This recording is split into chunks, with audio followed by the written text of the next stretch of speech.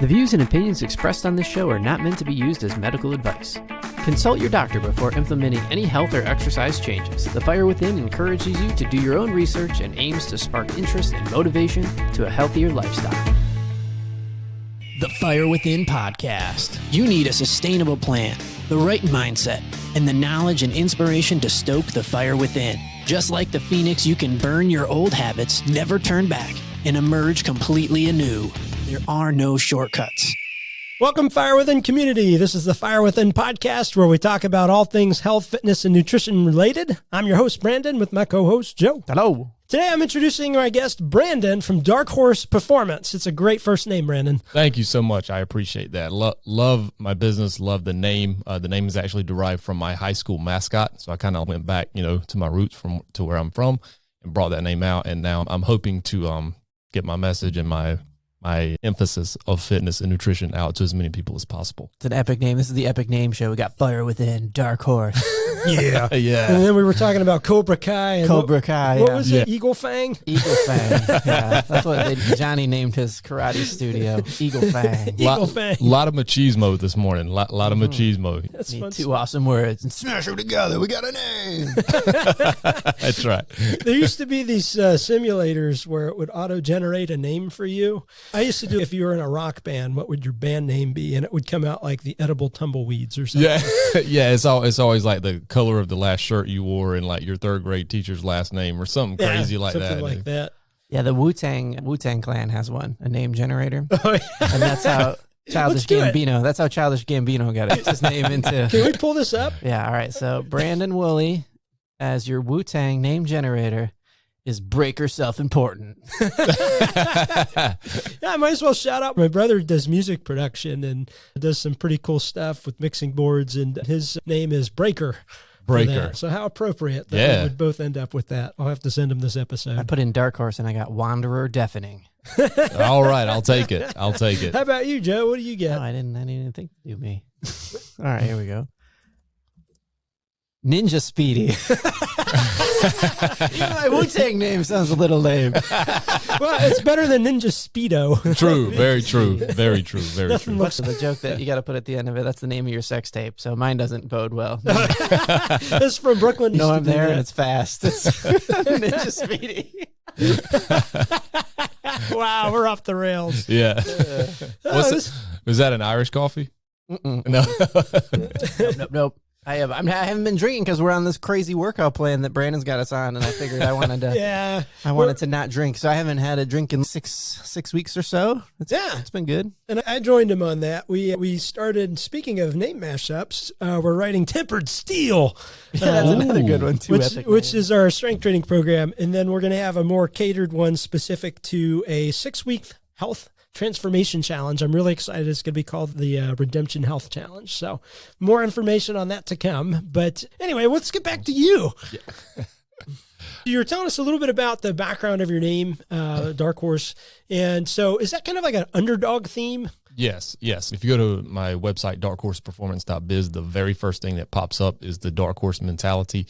And basically that's exactly what it is. It's a draw off of an underdog. Even when maybe things are stacked against you, even when on paper you may not be the champ or the one that's chosen to be victorious, you figure out a way to make it happen. A little bit of grunt work, a lot of focus and concentration, and you're able to pull out the win or pull out the victory. That's like a dark horse. Is there a particular time in your life where you feel like you've emerged as a dark horse? Yeah, actually, quite frankly, a lot of my life, probably most notably whenever I was hired at a fire department. I was doing volunteer work while I was working at a plumbing company, and it took me probably 4 or 5 years of applying to full-time departments before I actually got hired. Yeah. And whenever I got hired, I was I still remember when I went to take my agility test. So this was with the city of Fayetteville, which I was fortunate enough to work for about 11 years.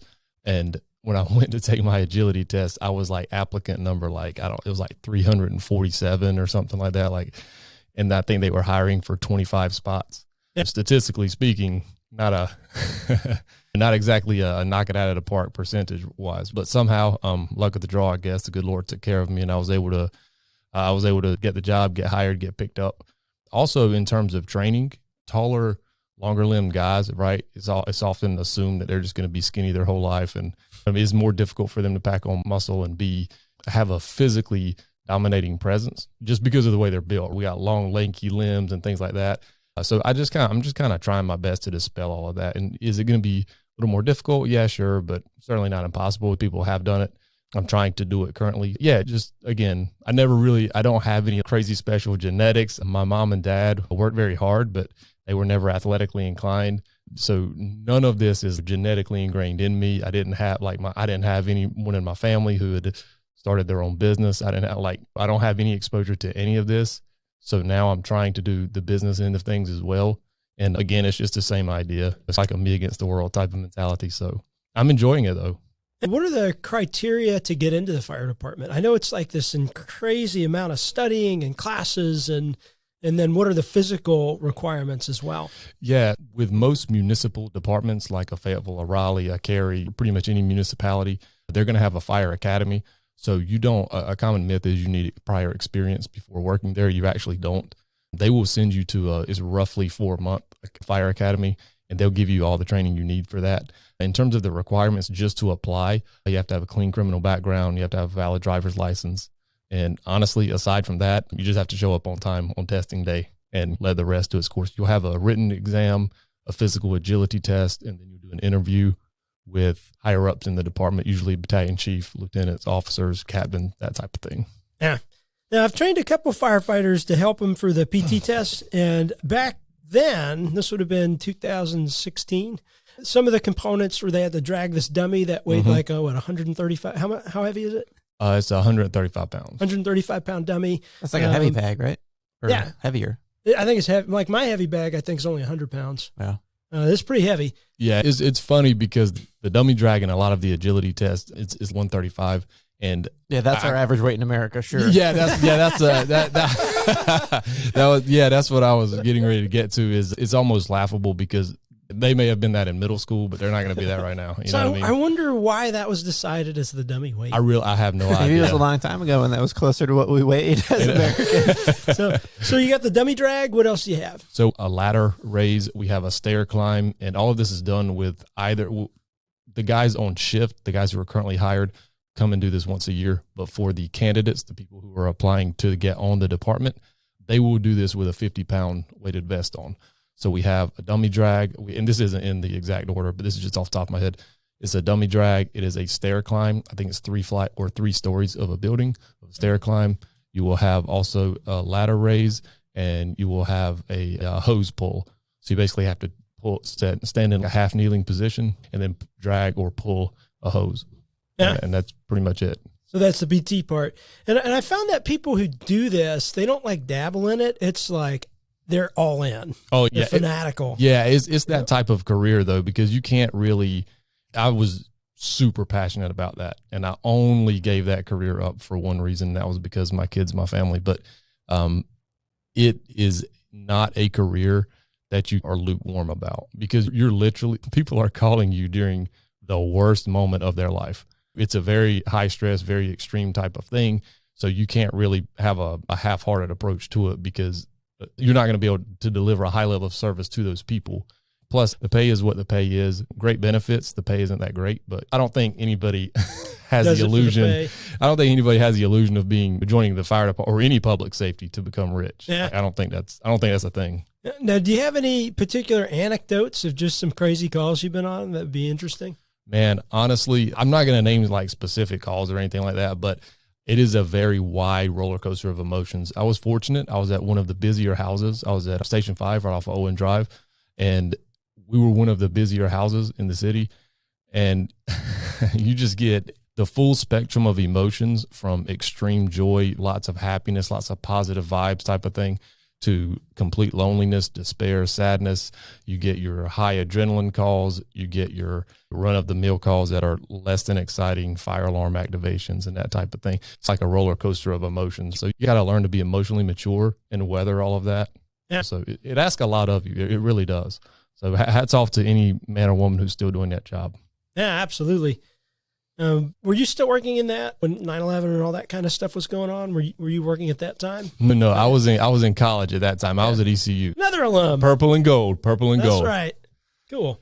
Yeah, no, I was in college during 9/11, but I still remember that morning though. Definitely some brave guys. Yeah, and girls. For sure. Yeah. Now you've got a podcast. Yes. Which I listened to the first couple episodes. They're awesome. Thank you, man. Honestly, thank you for that. That's a huge compliment from someone like yourself. Again, running a successful business. That's great to hear. Thank you so much. Yeah, no problem. Tell us a little bit about the first couple episodes, the premise of the show, what it's going to evolve into. The whole reason I started it is because I love talking shop. I love talking nutrition, training, that type of thing. And it's a great way to get my message out. There's a lot of misinformation in the fitness industry, and I'm trying my best to cut down on that and give people like the meat and potatoes, so to speak, like really what do you need? Specifically, what can you use? Information that's valuable to you that you can actually implement instead of a bunch of trendy things or some things that I can make money on or something like that. I'm just trying to get the main message out there. And for me, my main message is train to be strong. Yeah. Truly, if you don't know if you should drop weight or build muscle or you don't really know what to do, just train to be strong. There's literally no negative in being strong. Yeah, that's true. And it is going to facilitate both goals. The more lean muscle tissue you have, the higher your metabolic rate is and the more fat you burn during the day. Right. That's right. So if you're getting stronger, you're probably adding some muscle. That's or at least working on muscle recruitment patterns that are faster, more efficient. Yes. And it can make a big difference. Yeah. And I'm trying to keep the episodes to 20 to 25 minutes, keep them a little bit shorter so people can listen to it on their way to work or on the way to run an errand or what have you. Yeah. Yeah, so that first one was about basic training principles. Let's just highlight a couple things they can listen for on that episode. Okay. Yeah, so the first episode was basically all about the fundamental movement patterns, a squat, a hinge, a push, a pull, a loaded carry, and a lunge.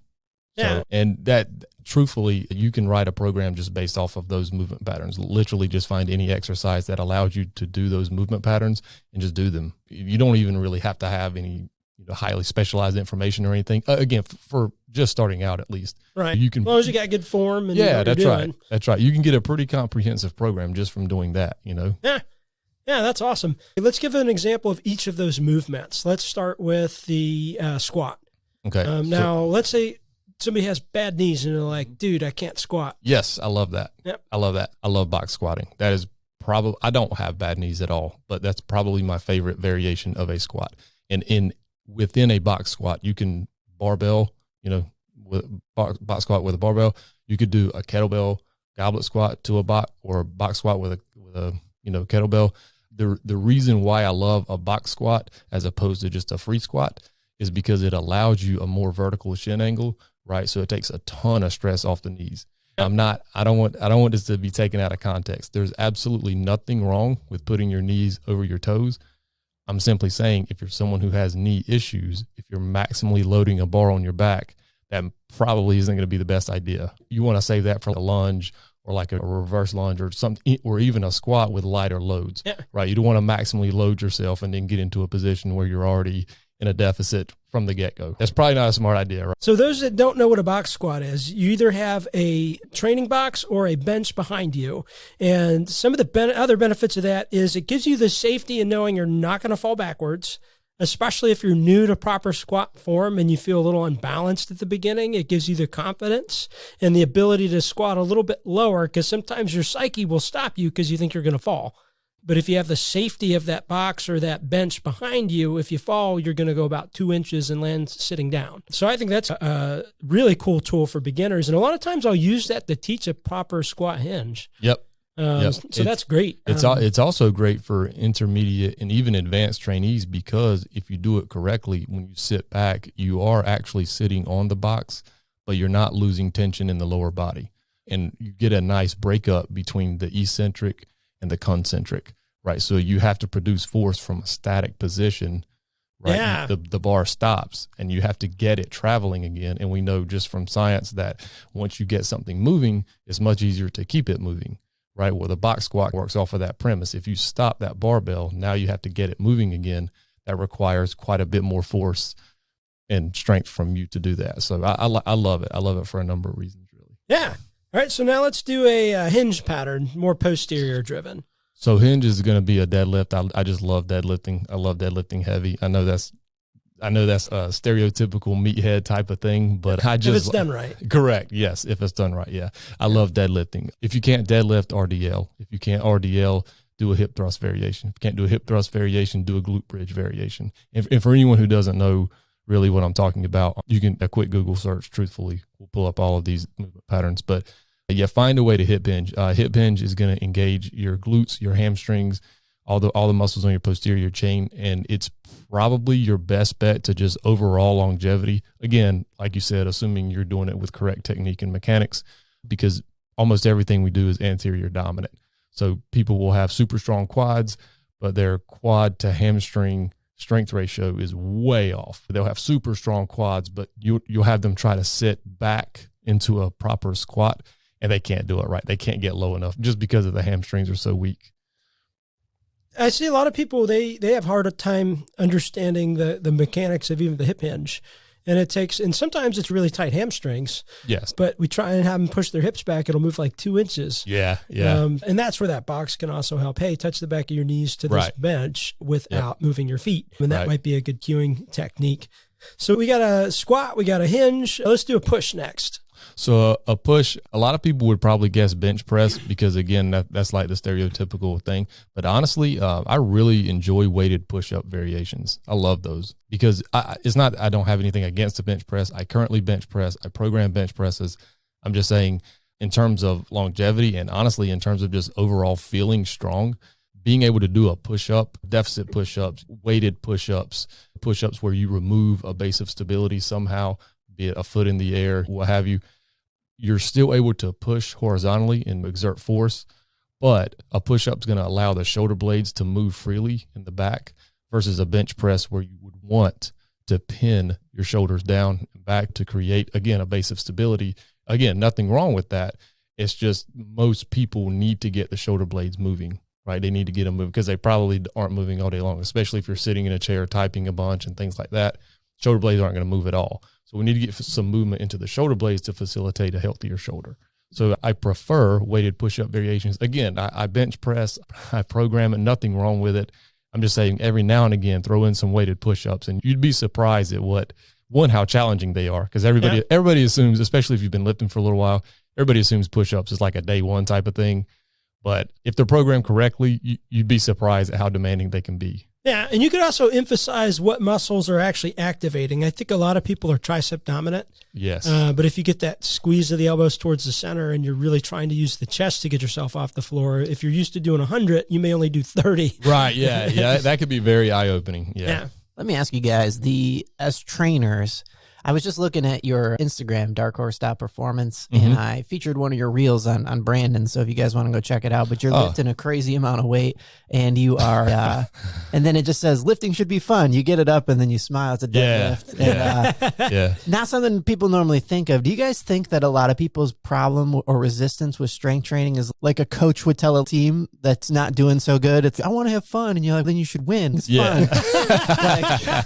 Do you think like kind of what you guys are saying, if you can't really do 10 push-ups aren't fun, but if you start to progress and now you used to only be able to do 10, but now you can do 25, you kind of be like, hey, look at how many push-ups I can do.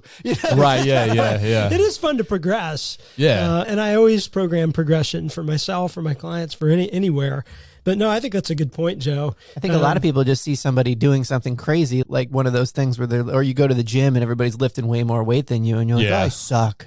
The thing that people love to put, and I do it too, it's business, it's a promotional type of thing, but people love to see the big lift with all the weight. But what they don't see is... you put like chains in the middle. You're like, and then there was 2 eagles on the outside. I thought that was, I don't know how you got them to pose, but that was pretty cool.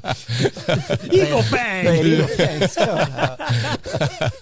No, people see the big lift, but they didn't see the lifts that I had to build to work up to that. People didn't see the constant attention to detail with, hey, are my hamstrings on tension? Before I even start to pull, are my hamstrings on tension? Is the bar over midfoot? Do I have tension in my back? Am I breathing and bracing properly? There's a lot, that goes into it. And the same thing in like other gyms, if you go in and you see the guy or girl who's just lifting massive weight and everybody's clapping and they're posting it to social media, I promise you that is not the first rep. I can assure you that is not their first rep. So Just wake up, spit on their hands. yeah, it doesn't go. Yeah, if it went down like that, would be an awesome life. First try. Yeah, that would be a cool life, but unfortunately, it's just not the how way it works. Yeah. Now, you mentioned the chains. I think that's a cool training technique. I haven't had a chance to experience it, but I understand the principle. So if you put chains on the end of the barbell, what happens, especially if it's a heavy chain, the further you press the barbell up or come up out of a squat, the more of those links come off the ground. Correct. And so it gets heavier and heavier as you get to the peak contraction of the lift. Right. Kind of like bands. Yeah. A lot like bands. Accommodating resistance is what it's called, and it's a very it's an interesting concept. In my opinion, it's an unsung hero of training as you get older, because it allows you to overload any movement pattern in your strongest point of the movement pattern. Yeah. Right. So let's say we throw a set of chains on a bench press. Chains are about, or at least the ones I have, about 20 pounds each. So if we put 2 on each side, that's 80 pounds extra. When we unrack the bar, we're holding the extra 80 pounds of chain. It doesn't even matter what weight we have on the bar. It's plus 80 at that point. So as we come down with the barbell, we know that the links of the chain are going to pile up on the floor, right? So there's less and less chain weight on the bar. So you might have 80 at the top. At the bottom, you may have whatever it would be, 30, 25 maybe. Right. So the reason that's important is because at the bottom of a bench press, that's your least stable position, and it's the position you're most likely to sustain an injury.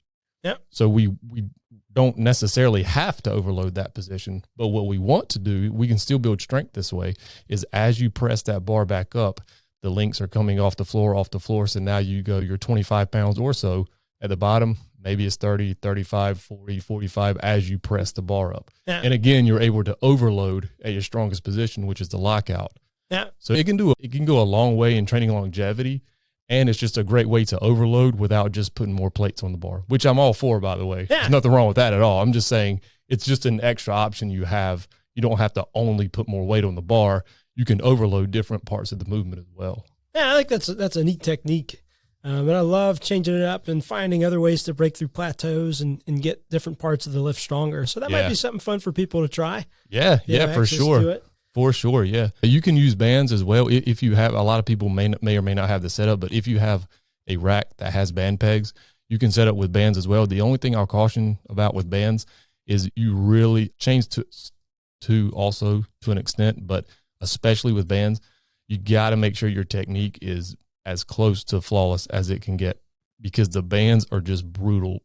Because when you lock out with a band, when you go to do the eccentric, it's literally trying to just slingshot. Yeah. Oh yeah.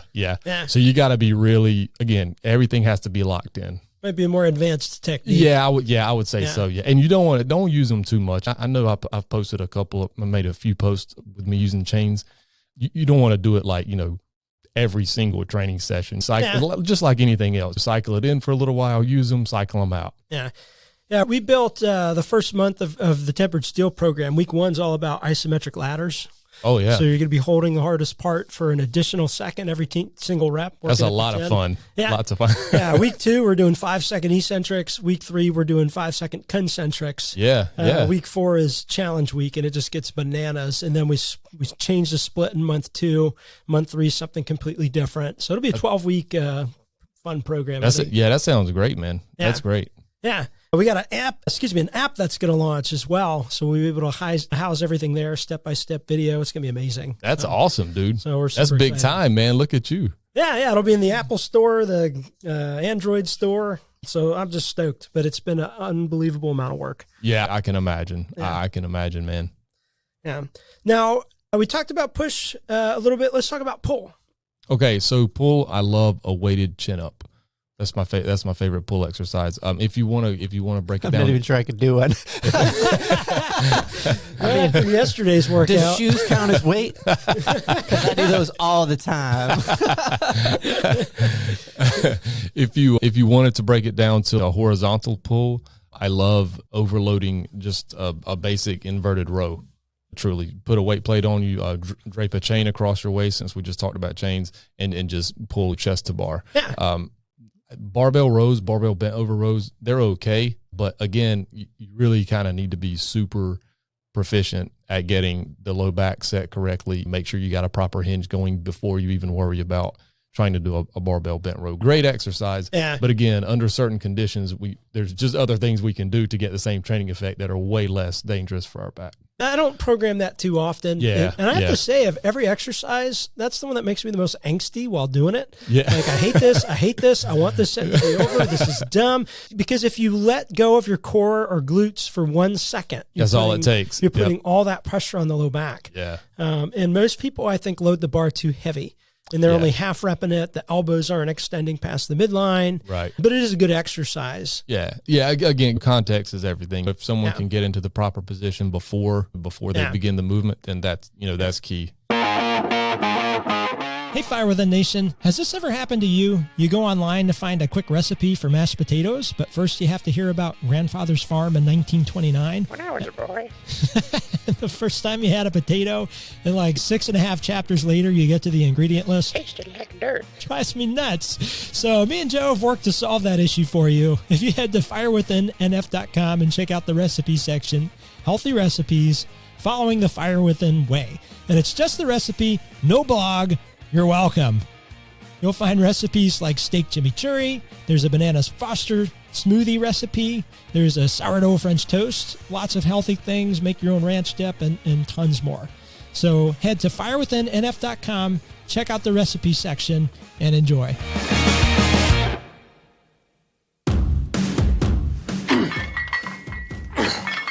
Have you ever felt like you were just throwing weights around like an idiot at the gym, hoping to see some results? Or after weeks or months of working out, notice that the scale just isn't moving? You wouldn't cook without a recipe.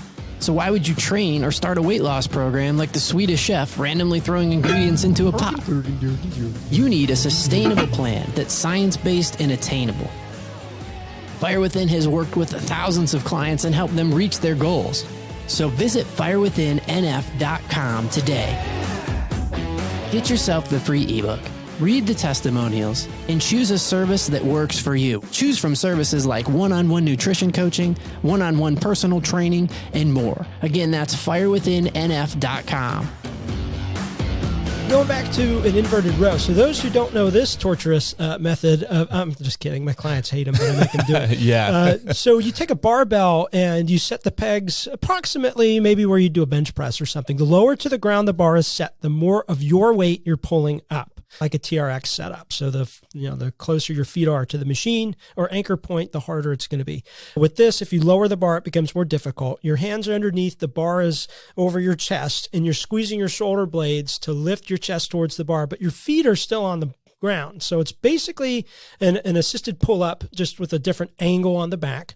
And It is a great exercise to build your strength up to eventually get to a full pull-up. Yes. And also a couple of ways you can, if you do these, again, the way you described with your feet on the floor, if you're able to knock out 15 or 20, then, do them with your legs straight. So your heels are on the floor. That makes it a little bit more difficult. Yeah, so extending your heels as opposed to knees bent. Yep. Kind of like progressing a bridge. Yeah, that's exactly. And then after that, you can either elevate one of those legs to make it more challenging. And obviously, you would want to alternate the other as well. Yeah. But then you can also just elevate both of them, put them both up on a bench or something, and that makes it way more demanding. Because then at that point, you got majority of your body weight, right? So on you. that does the equivalent of lowering the bar. Correct. And then if you're perfectly horizontal and your feet are in line with close to with the bar, that's maximum amount of your body weight with feet still in contact with the ground that you can get. Yeah, it's also important to make sure, again, like with any exercise, make sure we focus on mechanics. So a lot of people, when they do really any pulling exercise, especially a chin up and an inverted row, they'll just pull with their arms, right? So they'll just do this. But what you really want to make sure you do is take your shoulder blades, and the very first thing you want to do is retract them and try to squeeze them together, and then finish the movement with the arms. Because otherwise your arms in your grip are going to give out way sooner than your back will, because there's just bigger musculature in your back than there are in your arms. Exactly. So a lot of people will give out with that, and then they're like, I didn't even feel it in my back. Well, yeah. It's because your arms did everything. Right. Which wasn't the intended muscle group. Right. And I think that happens with a lot of people. Yeah. Yeah. All right. So next was we did push-pull, we did hinge squat. Lunge. So I love step ups or reverse lunges with the front foot elevated. Awesome hamstring and glute builder. and super safe for the knees. Again, with the knees, I know most common areas of pain are going to be shoulder, low back, and knee. That's like the three biggest ones, right? Almost everyone, some people have all three of them, but almost everyone has one of those issues happening at any given moment. Reverse lunging, awesome, super safe for the knees. Again, it just allows for a more vertical shin angle. It takes a lot of stress off the anterior of the knee. So yeah, I have to go with either a reverse lunge with the front foot elevated or a step up. Step ups are ultra. I hate to use this word. This is so corny, but step ups are ultra functional because you literally everybody climbs stairs. Yeah. So I think it hits a similar amount of muscle groups as a deadlift. So if people have lumbar issues or something, you can get a lot of the same benefits, especially if you pull through the other leg into 90 degrees of hip flexion and squeeze the balance leg glute. Yeah. I mean, you're getting, on top of all the benefits of a squat, a deadlift, a step up, you're also getting balance in the ankle, knees, hips, the foot. You're increasing the stability of those joints. You're training that. So I think step ups are awesome. Yeah, and you can vary them so much. You can hold a dumbbell on one side. You can hold 2 dumbbells. You can hold kettlebells in the front rack. You can hold double overhead, single overhead. There's Statue of Liberty. So many different ways to vary that exercise. Now, let's talk about why somebody would only weight one side. The intended purpose of only weighting one side is going to be to, number one, to challenge the core, but also what you can do is ipsilateral, contralateral. So let's take that step up, for example. So ipsilateral just means you're on the same side as the working leg. And I know I'm trying to, for everyone listening. So if you have the work, say I'm doing step ups with my right leg. If I have the weight on my right side, that's going to put an even greater demand on my right leg and my right hip. Versus if I have the weight on my left side, my core is going to be challenged to maintain that balance, because now if I have the weight on my left and my right is lunging, obviously my trunk is trying to flex towards my left because that's where the weight is. Yeah. Right? So it incorporates a lot more balance. And it's also, in my opinion, it's a great way to overload. If you do ipsilateral, which is same side as the working leg, it's a great way to overload because it adds quite a bit more stress, right, to what you're currently doing. But it does so safely, like not to the, no one really gets hurt doing step ups. You know what I mean? It's super safe. And it's not like you're going to grab a 90-pound dumbbell and go do ipsilateral step ups. No one does a weight you can control. Yeah, no one does a 1 RM of a step up. Like, that's not really a thing. They don't really do that. I feel like offset loading or loading only one side at a time, regardless of how you decide to do it, same side as the working side or opposite side as the working side. Yeah. I feel like that doesn't get enough attention as it should, especially in terms of performance. Yeah. Name of my company is Dark Horse Performance. So we need to be able to perform. It's perfectly fine to look great and to be strong, but if you can't really perform at least a basic level, there's some issues, right? There's some flaws in what we're doing. Yeah, so to summarize the whole only weighting one side, you're getting more activation of the core, the obliques, balance. It's a different way to overload. And one other thing, I know people shy away from the word functional with training now. It's kind of like the redheaded stepchild. Yeah. But it's still important because it's very rare that you're going to be completely evenly loaded when you do something in a real life scenario, like being a firefighter. That's exactly right. So oftentimes there is going to be one side that has more weight than the other. If you're carrying groceries, if you're helping somebody move, you're not going to be able to get an equal distribution of how much couch you're carrying from the left and right arm, especially when you're turning it at funky angles, getting through the doorway. Anything goes. Right, that's right. So when we're training, a lot of the times we have this perfect scenario of complete equal weight. We got push-pull, we got hinge, we got squat, we got lunge. Was there one more? Carry. Oh, I love carries. Especially as your background as a firefighter. Yes. I had my firefighters carrying all kinds of nonsense, overhead, underhead, up the stairs. Oh yeah. So if I had to pick I love questions that people are like, oh, if you could only do one exercise for the rest of your life, what would it be? As much as I would love to say deadlift, as much as I would love to say that, I feel like I'm cheating on my deadlift, but I would have to say loaded carry if I could only do one. Yeah. And that's because, again, no one gets hurt doing a loaded carry. It's super hard to get hurt doing it because literally if you get in trouble or you get in a situation, you just drop it. Yeah. It's not going to, the chances of you getting injured there are super low, but the carryover, everything is getting worked. Lower body, upper body, core. Dynamic. So you're getting dynamic stabilization and core work. Yeah, every time you take a step, your body has to find a way to stabilize and get ready, prepare for the next step. Yeah. So, and then for our listeners, a loaded carry could be as simple as picking up 2 heavy-ass objects and milling about. But our form is under scrutiny. So I always have my clients, especially if it's an ipsilateral or just single side loaded carry, I tell them I want both your shoulder blades to look exactly the same as if they're both holding the same weight. Yep. So I want the core tight, and in every step you take, you're trying to keep that perfect posture. You're not just slumping over and letting the weight jerk you back and forth. That's right. That's right. And also, sneaky little side note here for all the guys or girls wanting to build big arms. If you want to work your biceps, you would be surprised at what a front-loaded carry can do to your biceps and to your arm development. It is unreal, truly, because every single step you take, it is like a micro contraction. Yeah. It's like a small contraction of the bicep every time you take a step. So if you're walking 50 feet, 75 feet,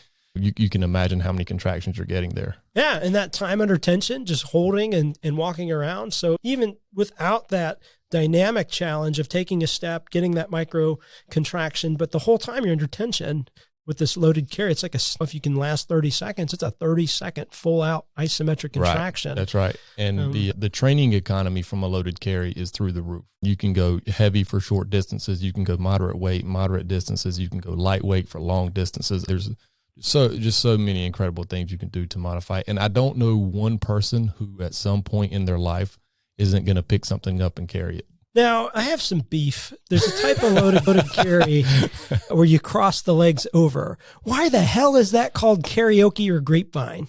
I don't know. Who decided that's what its name was going to be? Maybe they were trying to be clever, like carry and then karaoke, like carry and then okie is just, look, we made it stupid. Yeah, because to me, karaoke is really poor singing while drunk at a bar. I think it actually means empty symphony. Does I it? think that's the literal translation of the word. Empty orchestra in Japanese. Empty That's orchestra. the translation. All right. So Interesting. I've learned something today. Hey, there you go. yeah, but that's a great way, especially overhead karaoke or grapevine, crossing the feet back and forth with lateral walk. Speaking of lateral, we could talk about planes of motion. We're going to geek out today, guys. Yeah, man. That's right. So you got the frontal plane as one. That's the side-to-side movements.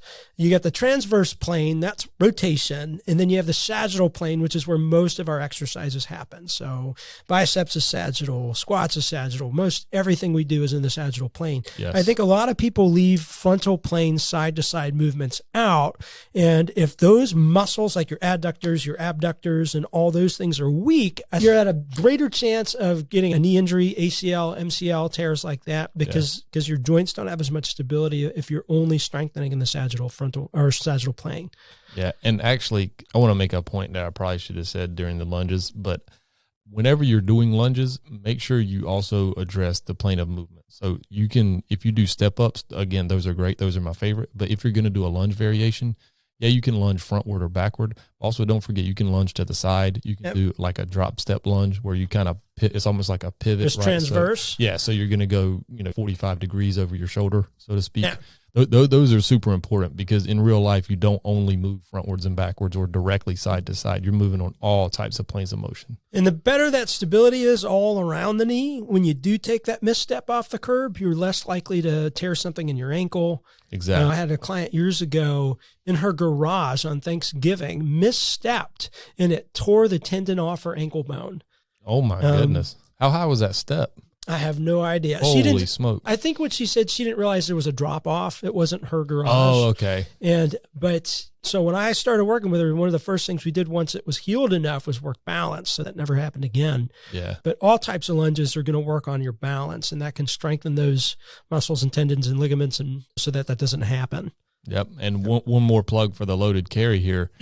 That's going to do that as well. Literally I guess you could argue the pec, but literally all other muscles in your body are working. If you have the proper technique, if you're breathing and bracing properly during a loaded carry, it's going to work everything. So I think if you pull the shoulder blades back and down and then try and get the lats engaged, the serratus anterior engaged, I think you can get a little bit of pec just from that squeeze. Yeah. And I kind of train that with the deadlift. So when I have somebody approach the bar, I have them do shoulders back and down. I have them pull their arms in with the elbows locked and back. And when you come in and back, you get that lat, serratus, and chest activation for additional support. So if you employ that with your loaded carry, I think you could even get the pecs. Yeah. Yeah. There you go. All around. It's just there a you great go. It's exercise. all encompassing. Yeah. Do you have any favorite core exercises, workouts, strategies, techniques? Yes, loaded carries. I'm not even kidding. I'm telling you, man, I'm not a big fan of, there's nothing wrong with it, but I don't personally enjoy direct ab work. And I know if I program it in for myself, I'm not going to do it. I'm just not, because it's always going to come at the end of the workout, at least for me. It's always going to come at the end. I need to get to my kids. I need to pick them up. I got to get them from school, or my wife's going to be home soon. I need to get dinner going, something like that. I'm just going to skip it every single time. So if I'm going to challenge my core, I'm going to hang from a bar and do some leg raises or some variation of that, or I'm going to do some type of a loaded carry. And that's it. And truthfully, I don't feel like I'm really missing anything, honestly, because I'm not as much into aesthetics. Again, name of the company's Dark Horse Performance. I would much rather have my core be able to support a heavy bar on my back and be able to support my low back whenever I'm pulling a heavier deadlift. I would much rather have that than I would. Maybe I look great in the midsection, but I can't really do very heavy compound movements because I don't know how to brace properly, or that type of thing. So I'm much more interested in that. Nothing wrong with aesthetics at all. If that's your focus, go for it and don't stop till you get it. I want to look good naked. I'm just saying, for me personally, I would much rather just have a strong core that can support a lot of weight and support the demands that I'm going to put on it. Yeah, I found if I do ab training, it can't be at the same time as my strength workout. It has to be separate, and I'll keep it like 5 to 7 minutes. Yeah. Is there something about Mary where they're like 7-minute abs instead of 6-minute abs? Yeah. 1 more minute, it's better. But so what I usually encourage is a separate time. Then you can focus on your abs. If you want to add that in, keep it to 5 to 7 minutes, or make sure you get some posterior work done, and you could do like a 20 to 30 minute core, because core is really anything that attaches to the hips, right? Yes, which is glutes, hamstrings, low back, plus all your abdominal muscles, obliques, internal, external, rectus abdominis. So you can have a core specific focus like that, but I don't recommend focusing on just abs on the same workout. You're doing heavy deadlifts and bench press and all that. You're just wiped out. One of the most demanding things you can do for your core is make sure you do weighted core work. Yeah. I know a lot of people, to your point about ab work, I know a lot of people, when they hear the word core work, they just think abs. Crunches. Yeah. So, crunches. As you just talked about, is way more than that, right? So make sure we're using some dumbbells, dumbbells, weight plates, chains even, but you could use sandbags, you could, whatever you have, but make sure you're weighting, you're overloading, because your core or muscles, just like every other muscle, you wouldn't not overload other muscles. So why are you not overloading core? Right? Yeah. And there are ways to overload it without weight, like ladders, adding second more. But I think it is important to also challenge it with weight. And that's, again, a more real world scenario. Yep. So we're just about to wrap up here. If somebody wanted to get in contact with you, find the podcast, find your services, whatever, how would they? You could visit my website, darkhorseperformance.biz. You could also find me on Instagram, darkhorse.performance. Also on Facebook via Dark Horse. The Dark Horse podcast is available on Apple, Spotify, Amazon Music, Stitcher, Google Podcasts. You could also go to my website. I have a player embedded there. You can listen to it right from the website. Yeah. And my final question I ask every guest: what are the top 3 things you would tell somebody to change their life in a positive direction? Top 3 things. So I'm going to go, if I can, I'm going to do 1 for nutrition, 1 for training, and 1 for just life in general. Let's go for it. If that's all right. So for training, I'm going to say strengthen your posterior chain. That's that booty. and the back and the calves and the hamstrings. But. Yeah, just because you get older, as you continue to lift and all that, anything you can do to strengthen the posterior chain, number 1, you're going to cut down on your chance of injury. Number 2, your posture is going to be better. And number 3, you're going to be more symmetrical in your strength. You don't only want to be strong on the front side, right? For nutrition, I'm going to say don't buy into the hype. There is a lot of sensational headlines. Ketosis doesn't help you burn more fat necessarily than a calorie controlled diet.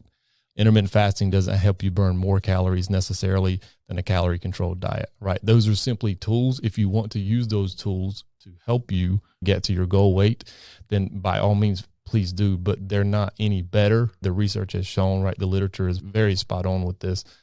Make sure you don't buy into any hype of, if you do this one thing, you can lose all this weight or you can gain all this muscle. It's never like that. It takes a lot of consistency and a lot of hard work. Apple cider vinegar give me abs? No, probably just diarrhea. Right. But, Yeah, it's and I get it. There are companies trying to make a buck. I understand, man. It's all business, but just please don't buy into the hype. Find something that works for you, and also understand that nutrition is highly nuanced. So you may even need to find a variation of something. So say you do decide to go keto and you're having a great time with it, but you notice there's one thing about it, you really wish you could have this, or you really wish you could change this, then change it. There's no like diet bylaw that says you have to strictly adhere to that particular thing. Find something you enjoy doing. Find something you're going to be able to do years down the road. sustainability. Yeah, long-term adherence is everything, man. Yeah. I'm doing intermittent paleo. That's pretty good. That's intermittent fasting. There's a lot paleo, going and on. Keto, just all at the same time. That's a lot going on there. We were doing word mashups earlier, so I thought that'd be Yeah. appropriate. And then Why what's not? the last thing? So the last thing is just for life in general is go 20 years down the road from today and make sure when you look back, you wouldn't be disappointed. If you've been talking about starting a business and you're waiting for the quote unquote right time, There's never a right time. just go ahead and start it, man. Just go ahead and start it. If there's a personal relationship that maybe you've been meaning to mend and you've been putting it off, don't stop putting it off. Like 20 years from now, you're not going to care. 20 years from now, you're going to look back and say, man, I wish I would have started the business, or I really wished I would have reached out to that person or this person, or stuff like that. So yeah, just in general, fast forward 20 years down the road and look back and make sure you'd be okay with whatever you chose to do today. Thank you so much for coming on, sharing all of your knowledge. I've known you for years. You walk the walk, you talk the talk, and this is all sound information. I hope you guys have a chance to check out his podcast.